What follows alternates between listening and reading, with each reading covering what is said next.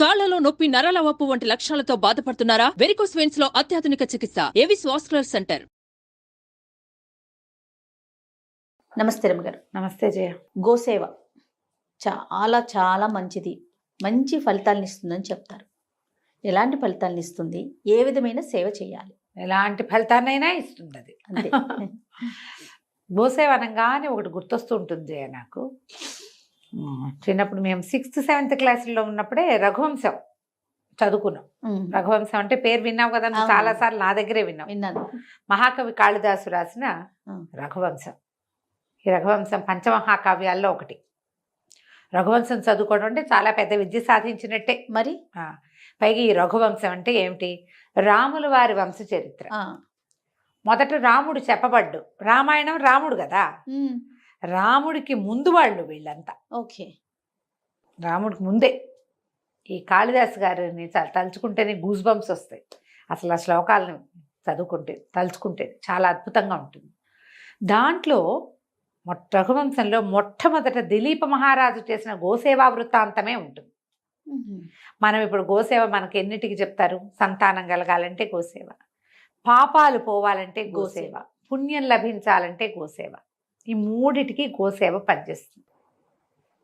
మనం ఎక్కడెక్కడ చేసిన పాపాలు పోతాయి గోసేవ చేస్తే. గోసేవ ఎలాంటివి? గోవుకి ఏదైనా పెట్టడం, గోవు గంగడోలు నిమరటం, గోవుకి పసుపు బొట్టు పెట్టడం, గోపృష్ఠానికి నమస్కారం చేసుకోవటం, గోపంచితం నెత్తి మీద చల్లుకోవటం, గోమయంతో ఇండ్లు శుద్ధి చేసుకోవటం. ఇవన్నీ కూడా గోసేవ కిందకే వస్తాయి. వీటితోటి ఇల్లు శుద్ధి అవుతుంది, పవిత్రం అవుతుంది, మన లోపల ఉన్నటువంటి కర్మక్షయం జరుగుతుంది. ఎన్నో చెప్తారు రకరకాలు. ఈ దిలీపుడి గోసేవా వృత్తాంతము చెప్పుకోవాల్సిన కథ, చాలా విశేషంగా ఉంటుంది. దిలీప మహారాజు రఘు మహారాజు యొక్క తండ్రి. ఆ రఘువు పేరే ఈ రఘువంశం. రఘురాముడు అంటామా? రాముడిని రఘురాముడు అని ఎందుకంటారంటే రఘువంశంలో జన్మించిన రాముడని. రాముడికి ముందు పేరు చేర్చుకోగలిగిన రఘువు అంత గొప్పవాడు. చాలా అద్భుతమైన కార్యాలు చేశాడు ఆయన. అంత అద్భుతమైన వ్యక్తికి తండ్రి ఈయన దిలీపుడు. చాలా బాగుంటుంది. అయితే ఈ దిలీప మహారాజు ఏం చేశారు అంటే, ఈయనకు సంతానం లేదట. సంతానం లేకపోతే ఈయన భార్య పేరు సుదక్షిణాదేవి. ఎప్పటికీ సంతానం కలగల. ఈ రఘువంశాన్ని రాజుల గురించి గొప్పగా విషయాలు చెప్పడంలో ఆయన ఎలా చెప్తారంటే, తప్పకుండా వాళ్ళు సంతానాన్ని పొందాలి, వాళ్ళ కుమారులు రాజ్యానికి రావాలి. ఇది నియమం, ఆ కాలపు నియమం అది. సంతానం కలగకపోతే ఈ రాజ్యాన్ని ఎవరికి ఇస్తారు? ఈయన ఎందుకో తనకు సంతానం కలగట్లేదు కాబట్టి మన కులగురువు అయినటువంటి వశిష్ఠ మహర్షిని అడిగి తెలుసుకుందాం అనుకున్నాడు. భార్యాద్వితీయుడై ఆమెతో కలిసి వశిష్ఠాశ్రమానికి బయలుదేరాడు. కథ మొదలవటమే ఇట్లా మొదలవుతుంది. ఈ రఘువంశరాజుల గొప్పతనాన్ని ముందేమో కాళిదాస్ గారు, నేను ఇంత పెద్ద విషయాన్ని చెప్పబోతున్నాను, ఇది చాలా పెద్దది, నేను పొడుగాటి వాడు మామిడి పండు కోసుకోవడానికి చెయ్యెత్తినట్టు మరుగుజ్జుమండి ఆయన నేను కూడా ఆ పండు కోసం ఎగురుతున్నాను. అంటే పొడుగ్గా ఉన్నవాడు ఈజీగా పండు కోసుకుంటాడు. అవును. పొట్టివాడు ఎంత శ్రమ పడాలి, కష్టపడాలి కదా. ఆ పని నేను చేస్తున్నా అని చెప్తాడు. ఎందుకంటే ఈ రఘునామ అన్వయం వక్షే అని చెప్తాడు. ఈ వీళ్ళ దీని గురించి చెప్పడం అంటే ఏంటంటే, పెద్ద సముద్రాన్ని చిన్న పడవతో దాటినట్టు ఈ ప్రయత్నం నేను చేస్తున్నానని మహావినయంతో చెప్పుకుంటారు కాళిదాసు. ఇది చెప్పి అప్పుడు వీళ్ళు రఘువంశరాజుల గొప్పతనాల గురించి చెప్తాడు. ఏదో చెప్తాడు, సోహం ఆజన్మ శుద్ధానాం ఆఫలోదయ కర్మణాం ఆ సముద్ర క్షితీశానాం ఆనాక రథవర్త్మనాం. ఈ శ్లోకం అంటే మహా ఇష్టం నాకు. ఆజన్మ శుద్ధులు, వాడు జన్మతోటే పుటకతోటే పరిశుద్ధమైన పద్ధతి కలిగిన వాళ్ళు. ఆ తర్వాత ఎంత సముద్రమే ఎల్లలుగా కలిగిన భూమి మొత్తానికి రాజులు వాళ్ళు. తర్వాత జన్మశుద్ధనం ఆ ఫలోదయ కర్మణం, ఏదైనా పని మొదలు పెట్టారంటే చివరి వరకు చేస్తారు వాళ్ళు. ఫలితం కనపడే వరకు పనిచేసే లక్షణం ఉన్నవాళ్ళు. ఏదో మొదలు పెట్టడము, అది అవ్వలేదు అనుకో, ఆ పోనీ లేదు ఇంకోటి మొదలు పెట్టరు వాళ్ళు. మొదలుపెట్టిన పని టిల్ ద ఎండ్ చేసేవాళ్ళు. ఎంత అద్భుతమైన క్యారెక్టర్ కదా అది. మరి తర్వాత ఆనాక రథవర్త్మనం, ఆకాశం ఈ స్వర్గం వరకు రథం మీద వెళ్ళగలిగిన వాళ్ళు. అంత గొప్పవాళ్ళు. స్వర్గం ఎక్కడుందో మన కంటికి కూడా కనపడదు. దానికి వెళ్ళే దారులు తెలిసిన వాళ్ళు. అలాంటి వాళ్ళ గురించి చెప్తానంటాడు. ఎంత బాగుంటాయో శ్లోకాలు, భలే ఇంట్రెస్టింగ్గా ఉంటాయి. 6th 7th క్లాసులో చదువుకున్నవి అవి మర్చిపోలేదు. అదే అంత చిన్నప్పుడే ఇంప్రెస్ చేసిన శ్లోకాలు అనమాట. ఆయన బాగా రాస్తారు. కాళిదాసు అంటే అద్భుతం, మహాద్భుతం అంతే. అయితే ఈ దిలీప మహారాజు గురించి చెప్తూ ఈయన ఏం చేశాడు, భార్యతో కలిసి బయలుదేరి వెళ్ళాడు. ఆ బయలుదేరి వెళ్ళే దారంతా వర్ణిస్తారు. అక్కడికి వెళ్ళిన తర్వాత వశిష్ఠ మహర్షిని కలుస్తారు. వశిష్ఠ మహర్షి ఏం చెప్తారంటే, ఈయన అడుగుతాడు, నేను సంతానం లేదు, నా పితరులు నేను ఇచ్చేటప్పుడు నేను ఇస్తుంటే నేను ఇది వదులుతాను కదా, తర్పణాలు విడిచేటప్పుడు వాళ్ళు చాలా కష్టపడుతున్నారనిపిస్తుంది. ఏంటి వీడిస్తున్నాడు, వీడి తర్వాత మాకెవరిస్తారు నీళ్లు అని నా పితృదేవతలు బాధపడుతున్నారు. నాకు అట్లా అనిపిస్తోంది. నా కోసం సహాయం చేయి, నువ్వే మాకు గురువి. నా సంతానాన్ని పొందే మార్గం, నాకెందుకు సంతానం కలగట్లేదో తెలియజేయి, సంతానం పొందే మార్గాన్ని తెలియజేయమంటారు. అప్పుడు వశిష్ఠ మహర్షి బాగా ఆలోచించి ఆయన తపశక్తితోటి ముందు తెలుసుకుని ఏం జరిగిందో, నాయన ఒకనాడు నువ్వు ఇంద్రుణ్ణి చూడ్డానికి వెళ్ళావు స్వర్గానికి. వెళ్ళి తిరిగి వస్తుంటే కామధేనువు కల్పవృక్షపు నీడలో తన సంతానంతో వేంచేసి ఉంది. అక్కడ ఆమెకి నమస్కారం చేయాలి. కామధేను అంటే మొట్టమొదటి ఆవు, సురలోక గోవు, కోరిన కోరికలు ఈడేర్చేది. ఆమె తన పుత్రికతోటి అక్కడ ఉంది, సంతానం ఉంది కామధేనువుకి. ఆమె అక్కడ కూర్చుని ఉండగా నువ్వు నమస్కరించకుండా వెళ్ళిపోయావు. నువ్వు ఎందుకు వెళ్ళిపోయావు? భార్య ఋతుస్నాత అయి ఉంది అంటే అప్పుడు మనం ఇదేమని చెప్తాము, మనం సేఫ్ పీరియడ్ అని చెప్తాం కదా. పూర్వకాలపు పద్ధతి ఎట్లా ఉండేదంటే, కరెక్ట్గా పీరియడ్స్ అయ్యి ఆవిడ స్నానం చేసి ఉన్నప్పుడు అప్పుడు గర్భధారణ అవకాశాలు లభిస్తాయి. కాబట్టి ఆ సమయంలో తప్పకుండా భార్యా సంగమం చేయాలి, అది నియమం. ఆమె తన కోసం వేచి ఉంటుందని ఈయన వచ్చేసాడు. నువ్వు వచ్చేసావు, ఆవిడ నీకేసి చూస్తోంది కామధేనువు. తనని చూడకుండా, సంతానంతో ఉన్న నన్ను చూడకుండా ఏ పని మీద ఇతను వెళ్తున్నాడో ఆ పని ఇతనికి అవ్వదు అని ఆమె అనుకుంది. శపించిందని పెద్దగా చెప్పబడదు అన్నారేమో, నాకు అట్లా అనిపించదు. నన్ను చూడకుండా ఏ పని మీద వెళ్తున్నాడో ఆ పని అవ్వదు, అంతే చాలు. నీకు సంతానం కలగలేదు నాయన అంటే అని నువ్వు ఆమెను సేవించాలి. భగవంతుడు నీకు ఇచ్చిన అవకాశం ఏంటంటే, కామధేనువు యొక్క పుత్రిక అయిన నందిని మనకి ఇక్కడ హోమధేనువుగా ఉంది. ఓహో, హోమధేను అంటే హోమానికి కావలసిన పాలు, పెరుగు, వెన్న, నెయ్యి అన్నీ ఆమె నుంచే వస్తాయి. మన ఆశ్రమంలోనే ఉంది. ఈమెని సేవించు, యావుని సేవించమన్నాడు. నందినికి ఒక దూడ కూడా ఉంది, చిన్న శిశువు ఉంది.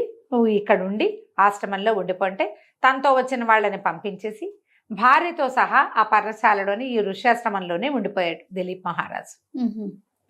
వెళ్ళిపోయి ఉండి ఇక్కడ పొద్దున్నే రోజు ఏం చేసేవాళ్ళు, భార్యాభర్త ఈ ఆవుని చక్కగా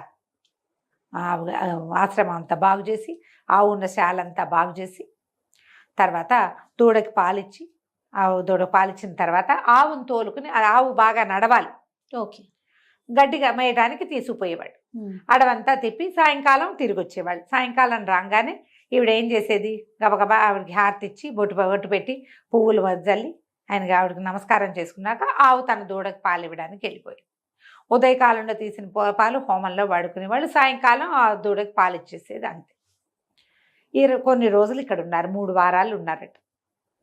21 days అని చెప్తారు. అయితే ఏం చేసేవాడు, ఆవుని తోలటం కాదు, తీసుకెళ్ళటమే.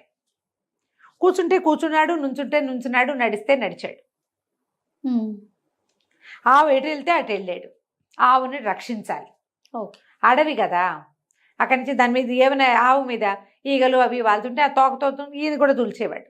తర్వాత దానికి మెడ కొంచెం దురద పడుతుంది. ఆవులకి గంగడోలు నిమరటం ఒక సేవ.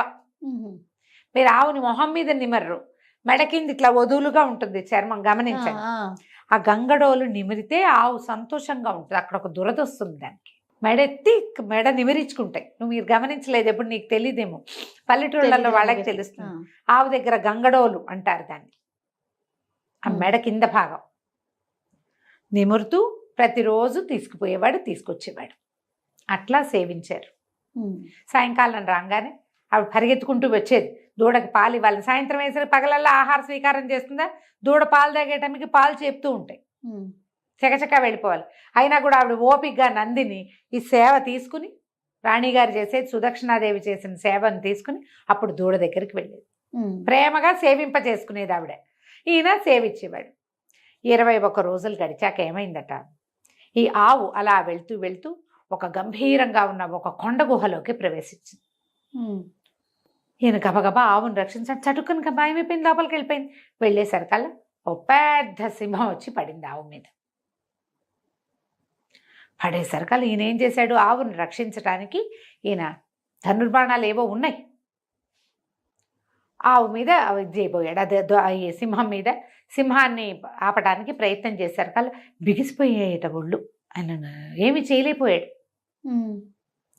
ఇదేమిటి, నేనేం చేయలేకపోతున్నాను, ఆవు మీద సింహం పడితే నేనేం చేయాలి, సింహాన్ని శిక్షించి ఆవును రక్షించుకోవాలి. ఆవు గోసేవ కదా మనం చేసేది, గోరక్షణ మన బాధ్యత. శరీరవయవాలు కదల్లా. ఆ లోపల ఒక ఉద్వేగం వచ్చేసింది, తను రక్షించలేకపోతున్నాను.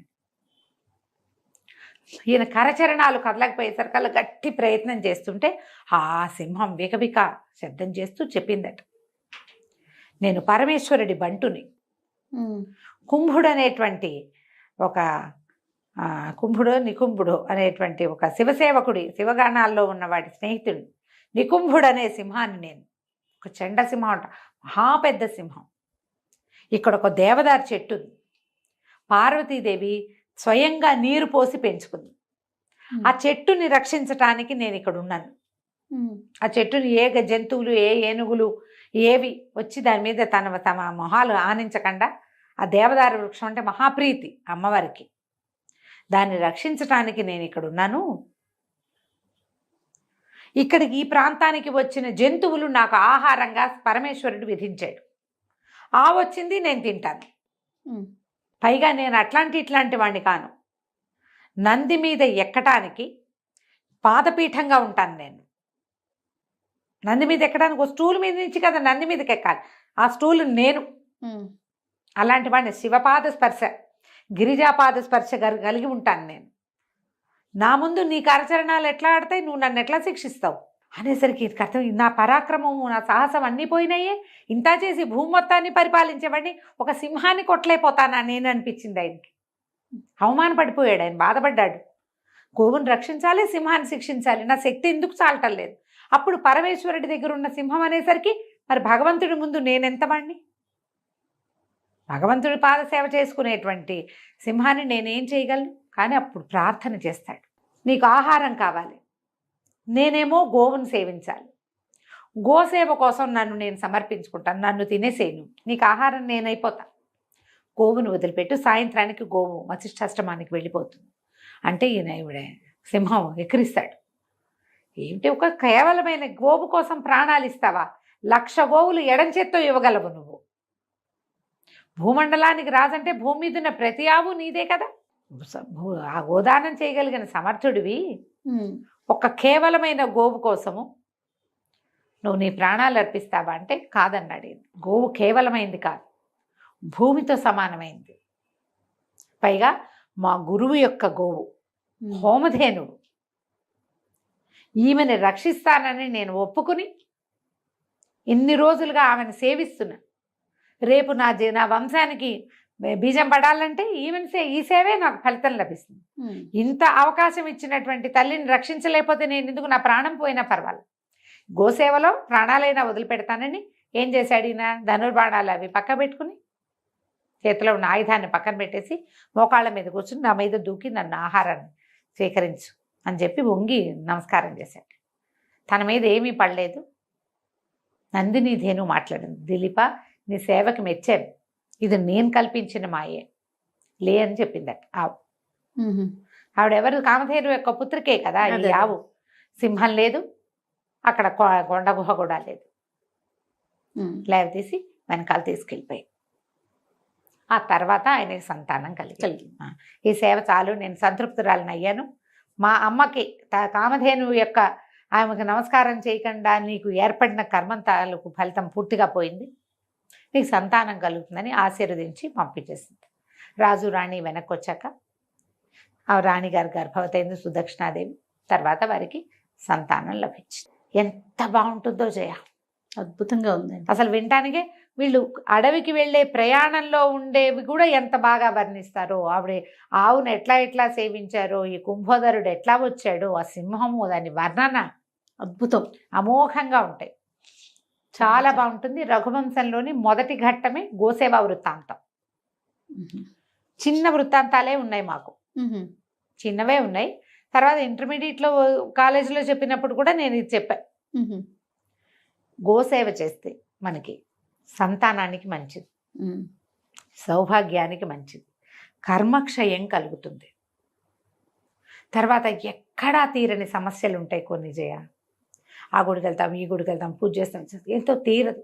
అవి గోసేవతోటి తీరుతాయి. ఏదో ఒక వస్తువు తీసుకెళ్ళి సమర్పించేసామా, ఆహారం పెట్టామా అని కాకుండా స్వయంగా గోవుని ముట్టుకుంటే చాలా రకాల పాపాలు పోతాయి.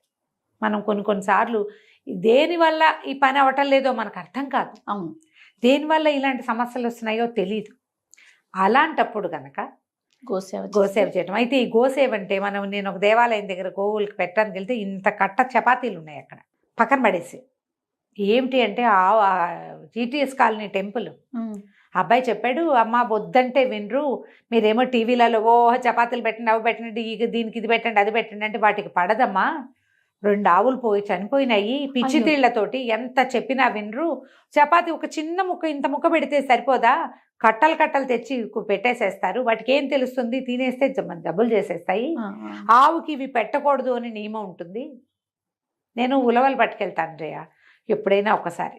ఉలవలు ఒక రోజంతా నానబెట్టి మర్నాడు ఉడకబెట్టి ఒక 3 గుప్పెళ్ళు అన్ని ఉలవలు పట్టి తీసుకెళ్తాం. దీనికి పెట్టద్దు అంటే దానికి పెట్టం, అమ్మ దానికి పడదమ్మా పెట్టకండి, ఈ ఆవుకు పెట్టండి, అవి తింటుంది. కొన్ని మాకు వద్దంటాయి, ఒప్పుకోవు, కొన్ని ఆవులు తినవు. నాకు తెలగపిండి పెట్టాలని ఉంటుంది. ఊళ్ళల్లో మేము తెలగపిండి పెట్టేవాళ్ళం. తెలగపిండి అంటే ఇక్కడ అలవాట్లేదమ్మా, అవి తినవు, పెట్టకూడదు అంతే. అవి తినని వాటిని పోనీ వాటికి జబ్బు చేస్తుందని తెలిసినప్పుడు పెట్టచ్చునా మనం? జాగ్రత్తగా పెట్టకూడదు.